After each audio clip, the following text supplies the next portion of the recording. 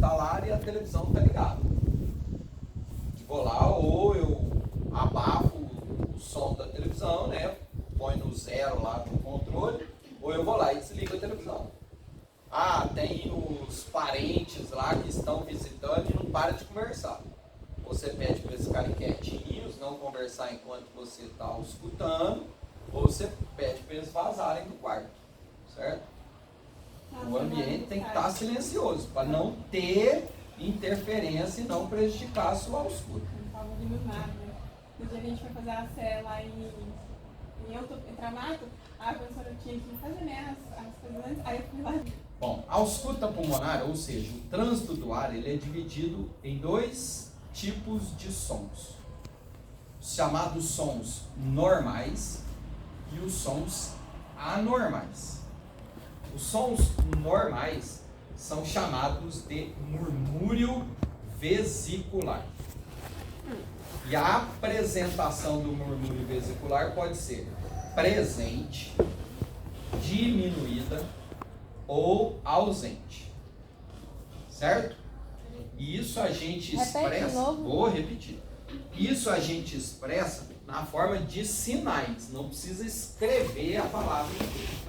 Então vamos lá. Os sons normais são denominados de murmúrio vesicular.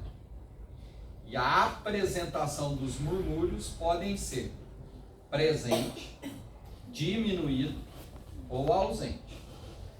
E a minha forma de anotar, de expressar essa ausculta é por sinais. Então, murmúrio vesicular presente, murmúrio vesicular diminuído, murmúrio vesicular ausente. Certo? Pode prestar atenção. Maioria, 99,9% dos prontuários que tem ali a evolução do atendimento vai estar expresso na forma de sinais. Certo? Então, de novo, murmúrio vesicular é o trânsito normal, sem intercorrência de nenhuma estrutura anatômica do meu aparelho respiratório na passagem desse ar. Certo? Ok? O som do murmúrio vesicular melhor auscultado, que é para a gente aprender, ele é feito na traqueia. Então, toda aqui hoje, na hora que a gente for aprender a ausculta, no coleguinha, eu vou posicionar o estetoscópio e vou colocar na traqueia. Vai, abre a boca, enche só. De novo.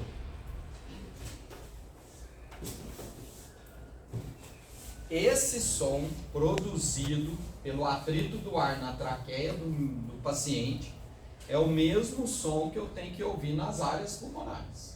O mesmo. O que pode modificar é o tal do volume, a intensidade do som, a amplitude do som. Isso pode modificar. Porque aqui eu estou diretamente com o diafragma em contato com a traqueia. Aqui eu estou com o diafragma em contato com a caixa torácica. E aí a minha vez, o som é o mesmo. Certo? Beleza? Entendido isso? Vamos agora para os sons anormais. Agora que é o X da questão. Agora eu quero que vocês prestem atenção o máximo para a gente poder deixar isso muito bem redondinho. E vai coincidir, foi um dos motivos que eu não dei aula de respiratório, não, que vai coincidir na minha próxima aula de teórica de respiratório, que é a gente entender como que as doenças de característica obstrutiva e restritiva se apresentam, se expõem, certo?